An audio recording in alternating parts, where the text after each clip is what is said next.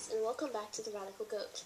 I'm Anne-Sophia, and today I'm here with Peace. For this video, we will be discussing PANDAS. So to start with, what is PANDAS?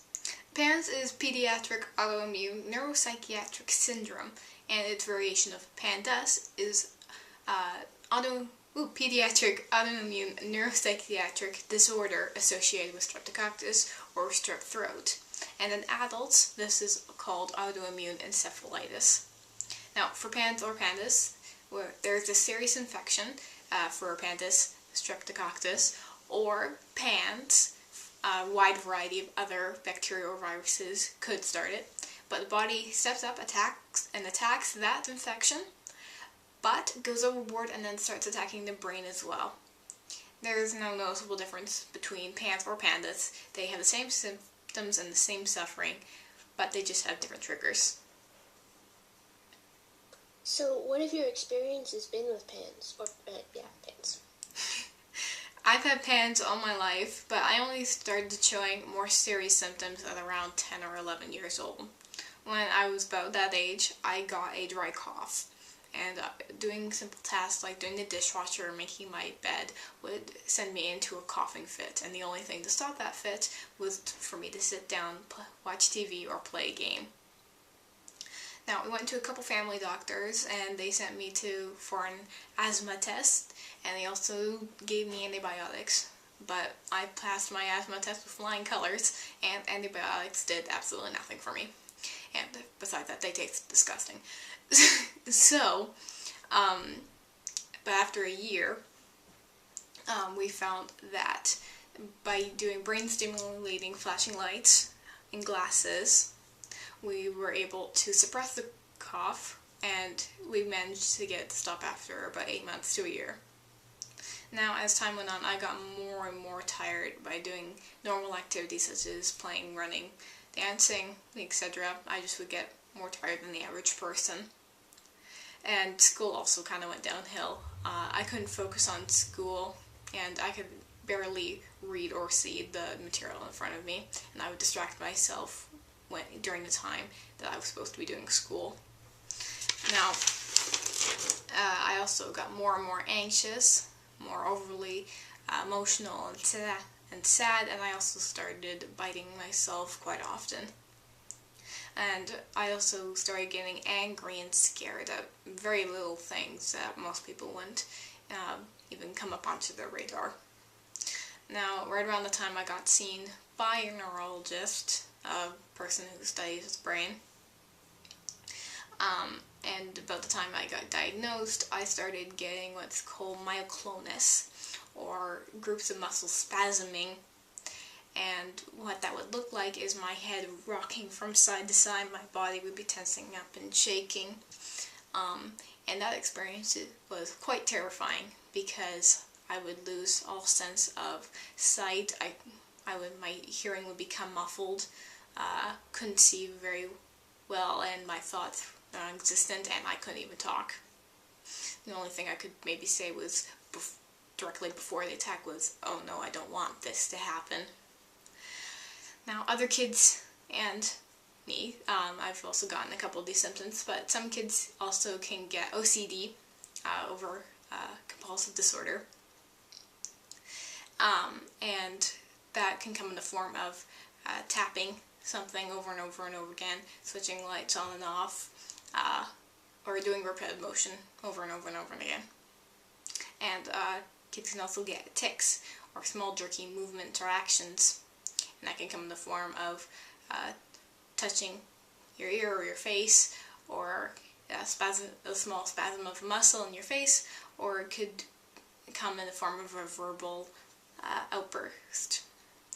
In any case, it's an uncontrolled action by the person who has it. Kids can also get symptoms such as wetting the bed, headaches, stomach aches, decreased penmanship, and the decreased ability to do math. So what kind of treatment methods are available for PANDAS or PANDAS? Well, personally, I got what's called sub-QIG, or subcutaneous immune globulin. Subcutaneous means under the skin, and immune globulin means basically an antibody. or the little things your immune system makes to attack viruses. Now, the antibodies get pumped into me through the skin, and it suppresses the production of my own body's antibodies so that those antibodies stop attacking my brain.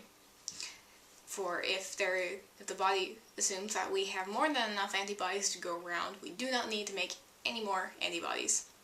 Now, every week I usually get 4 needles into the stomach, and each week it rotates side to side, and I get this for 6 months ending this July. Now, a person can also get IVIG, which is the same thing, but just through the veins. But the reason why I didn't do this version was because such a fast injection of those antibodies can cause severe headaches or stomach aches. Now, another treatment the person can get is plasmapheresis. The plasma in the blood gets taken out in a machine. Well, the blood gets taken out, then in the machine the plasma gets removed. Then the blood moves along, more plasma, or newer plasma, or similar substance gets added in, and then it gets added back right into the body. Now, this generally takes about a week in the hospital. Now, sometimes, not for all kids, but for some, the tonsils may need to get taken out because a bacteria or virus may decide to host itself in there. And if you don't get it taken out, it will be a much less chance of getting better. So sometimes that may need to happen. For most P.A.N.S or P.A.N.D.A.S probably don't need 6 months of treatment to get better, but because I've been sick all my life, I need longer treatment. So basically, longer treatment, or longer time you're sick, the longer you're going to need to get medication to help you get back. Now, you also probably going to need what's called antibodies, or not antibodies, antivirals or antibiotics. If you have a virus that your body hasn't, a virus or bacteria that your body hasn't taken care of already, you're going to need to take an antiviral or antibiotic. The antibiotic is for if you have a bacteria that your body hasn't gotten rid of yet, and the antiviral is obviously for a virus. Yeah. So what should people with P.A.N.S or P.A.N.D.A.S be more watchful and aware of, or try to avoid? Well, food allergies are a very major thing. Food allergies can inflame P.A.N.S, and not all people may have a food allergy, but it's worth checking out because that can really set back the recovery process. High stress environments or decisions should be avoided at all costs because this may trigger attacks or increase stress and bucket load of other negative effects. And obviously normal things such as sleeping well, eating well, drinking well are all very good things for the body.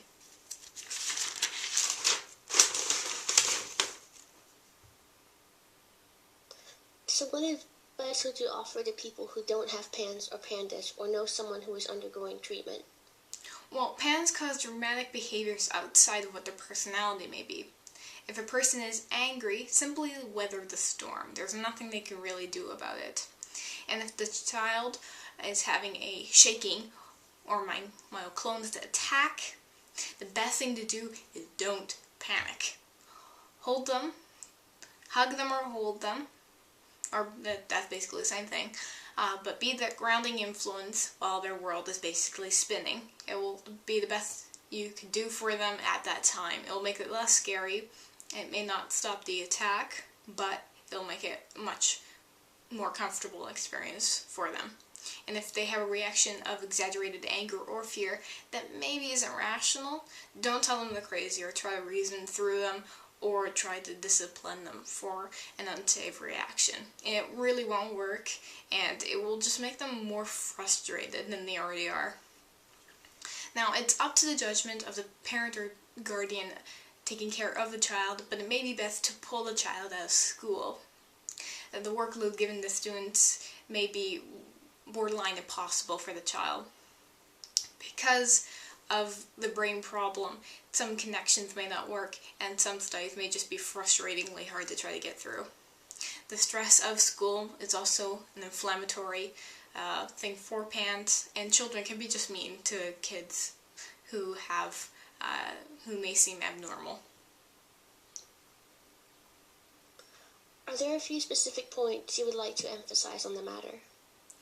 Be understanding, give them confidence, be the support in the midst of the chaos in their heads, and above all, have an open mind and heart about what they're going through. Is there any other commentary or advice you would like to share? Well, going through PANDAS or P.A.N.D.A.S, especially if you haven't been diagnosed, can be terrifying, confusing, and rather hellish.